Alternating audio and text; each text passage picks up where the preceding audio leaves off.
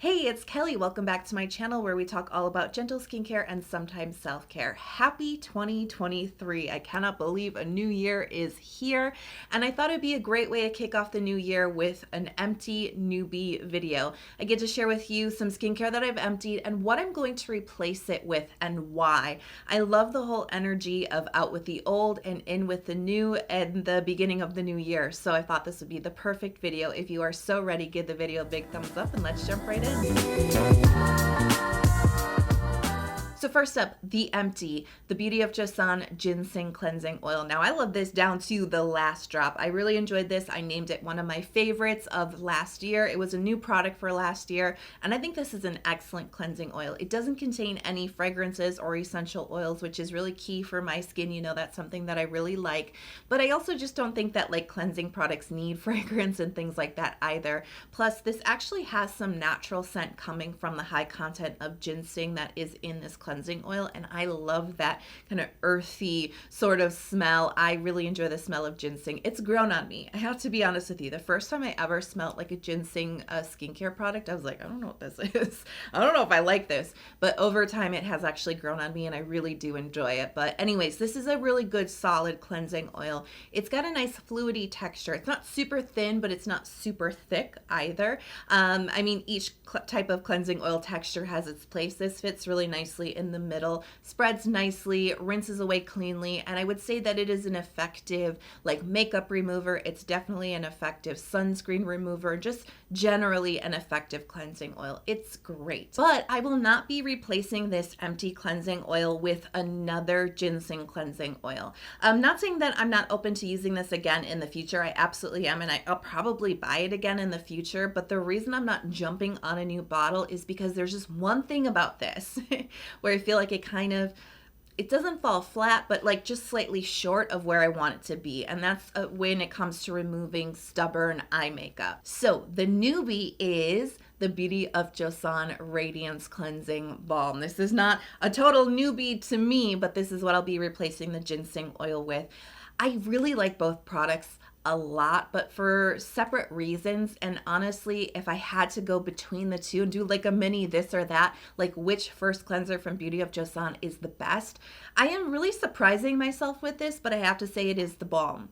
You know, and notoriously, up until this product, you know, I would always say like, I don't really like cleansing balms. I don't know, they're not really my thing. I'm more of a cleansing oil girl. And now here I am like, I love this balm so much and it's replacing my cleansing oil. But that's kind of how I feel about this product. And you know, you can really enjoy something when you're using it for the first time and use it all the way up till the bottle is empty. But when there's those products that like you can't get out of your mind, or you keep thinking about, or you keep comparing everything else to, that's when you know you have a true winner. And that's how I feel about this balm. It is so like everlasting in my mind. I'm always comparing every first cleanser to it because this is just so good. So another fragrance-free first cleansing option here, which is excellent. This balm is so luxurious. One of the reasons I don't like balms is because they always tend to feel kind of waxy and kind of thick, and I just feel like they're kind of like clinging to my skin or like clogging my pores or not washing off really well.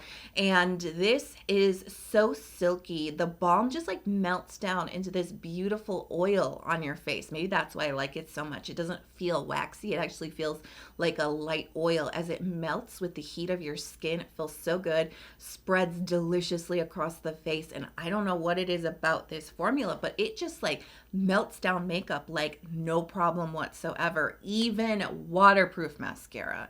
And with like the ginseng cleansing oil or other cleansing oils, I'm kind of working, you know, letting the oil sit on my eyelashes for a long time to break down the eye makeup, really going in there and doing the soft circles with my fingers to try to loosen up all the mascara gunk on my lashes. And even still, sometimes I'm left with some residue. This stuff is like a beast on mascara. It just like clings to your lashes. It just like coats every little corner of them and just melts it off in no time and just rinses away really cleanly. There's no waxy residue. It just feels so good. It performs so well. The next empty is the Naturekind Super Barrier Urea 5% Cream. Now this is something you've seen in a lot of my like winter themed videos, my eczema themed videos. I love urea as an ingredient so much. It is So great because it's hydrating, moisturizing, and barrier repairing for the skin. It is a natural moisturizing factor, but it also has the ability to really help soften really rough patches of skin. It's like an alternative to exfoliating in a way because it really helps to break down all the keratin that holds all the dead skin cells together in place.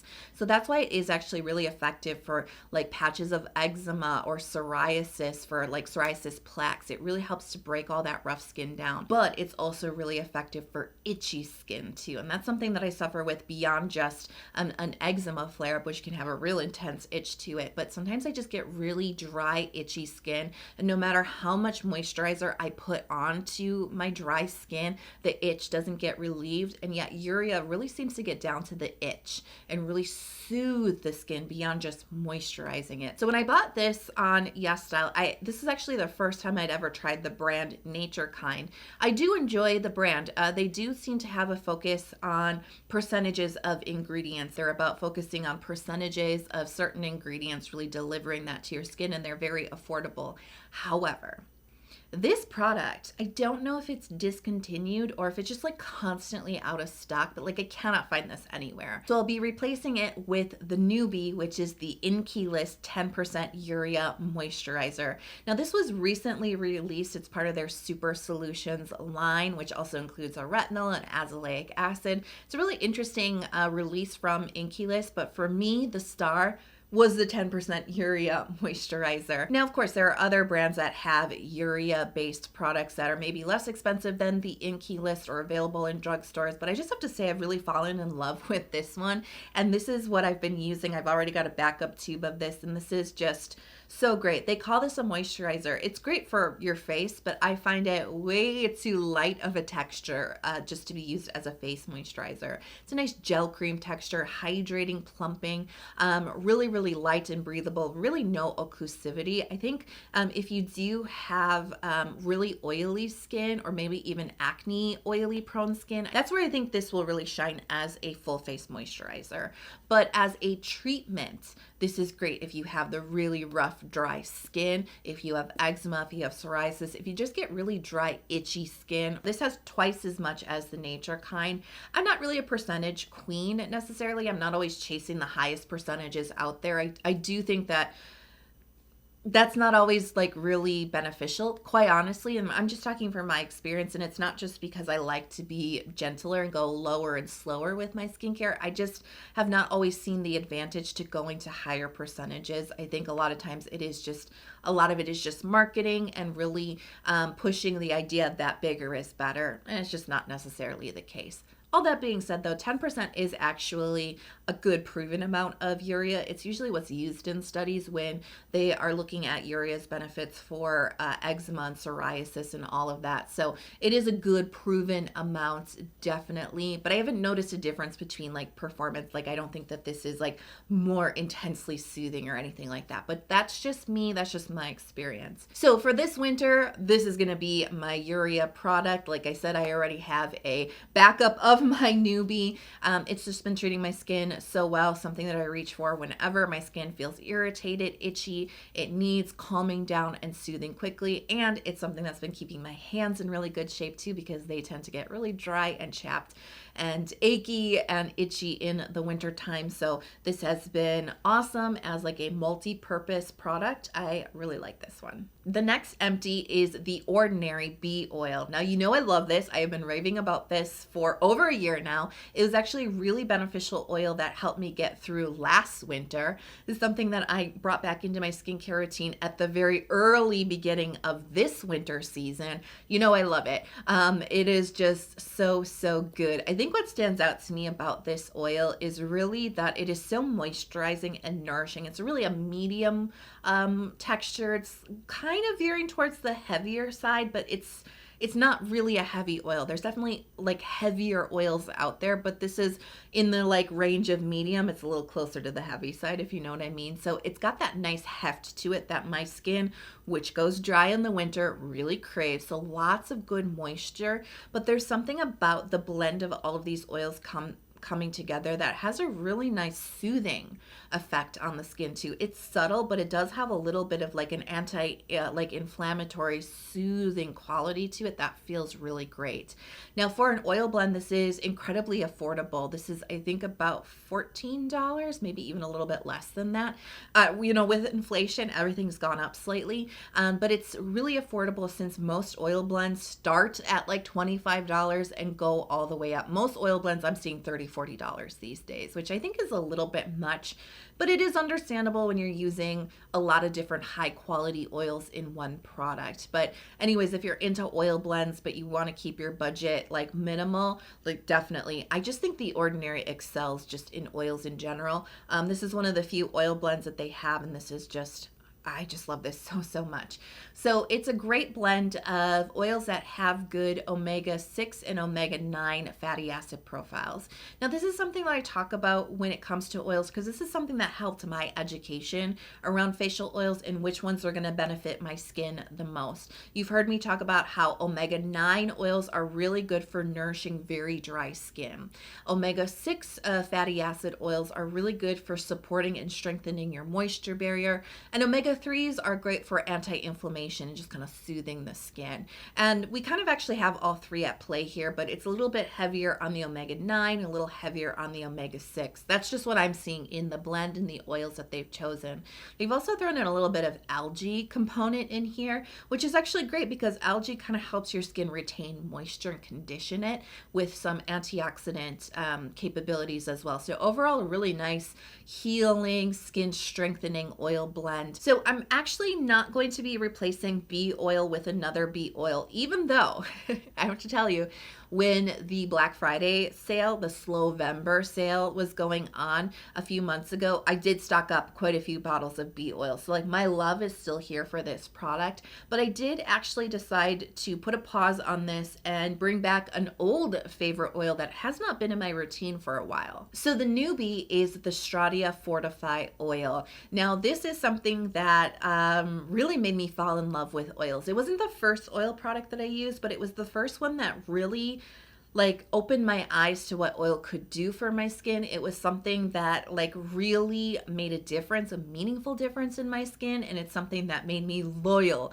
to facial oils in the end, because I know I've shared this on my channel a few times, but like I was secretly afraid of facial oils when I was in my skin, like beginning, it wasn't even beginning my skincare journey. It was really like in the middle of my skincare journey at that point, but I was just so afraid of oil congesting my skin because, definitely I was younger back then.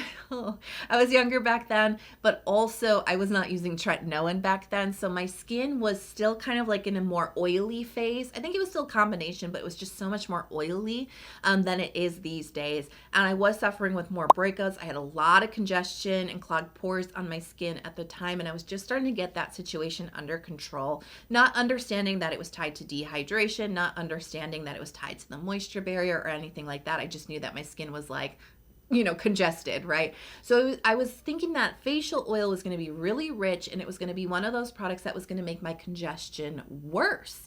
And so I stayed away from it for such a very long time until I damaged my moisture barrier and my skin was just screaming out for relief. It was so irritated. It was so inflamed. So that's when I started to use facial oil because I was like, you know what?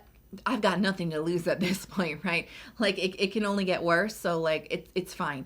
So I put the oil on and I remember the first time I ever used oil, my skin, the first time I really felt a sensation on my skin, at least the first time I can remember it. I don't ever remember any other skincare making my skin go like, And it wasn't the first oil that I tried, but I think it was actually like the second oil that I tried was the Stratia Fortify Oil Blend, because you know how much Stratia Liquid Gold saved my moisture barrier, and it was a really big part of my healing journey. And I became very loyal to Stratia products, and the second one that I ever tried was their facial oil.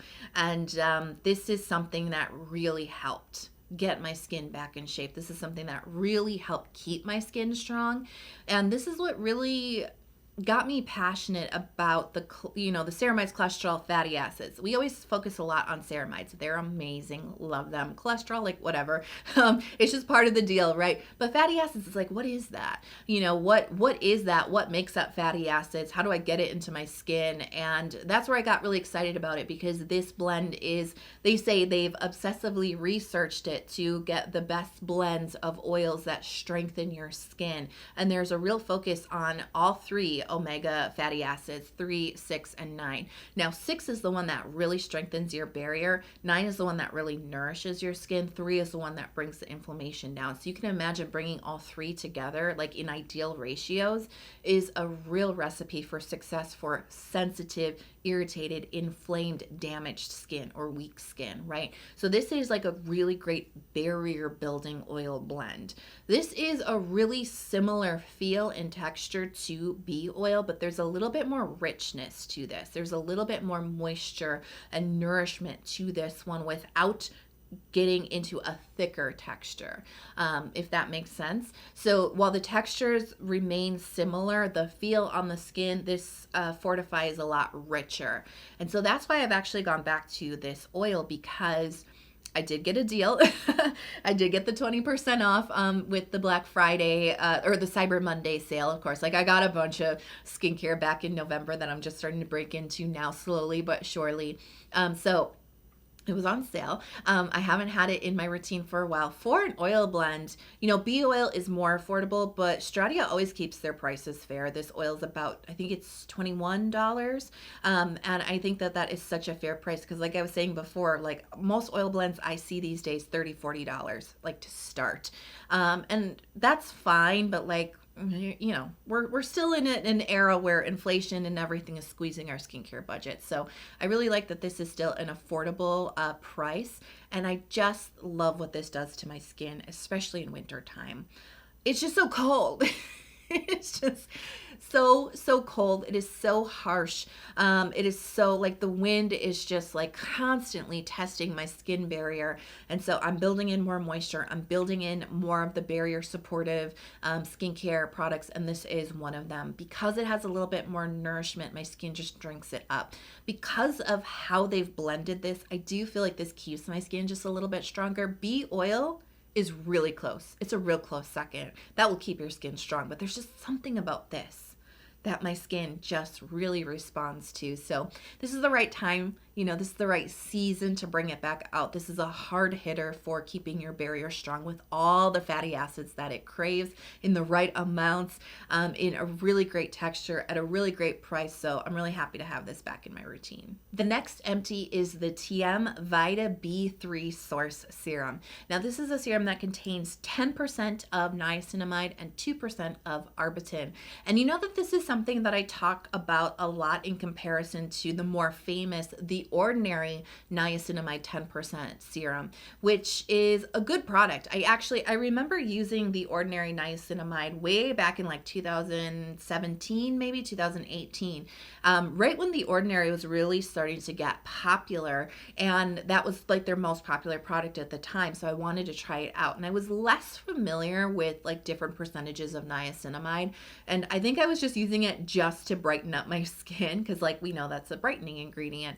And I really liked what it did for my skin. It definitely brightened up my skin. It did seem to help with some congestion, with like texture on my skin, but it was so gross in the texture. It was just like really sticky. It was really inelegant, and it just really didn't hold a candle, like experience wise, to my K-beauty products, right?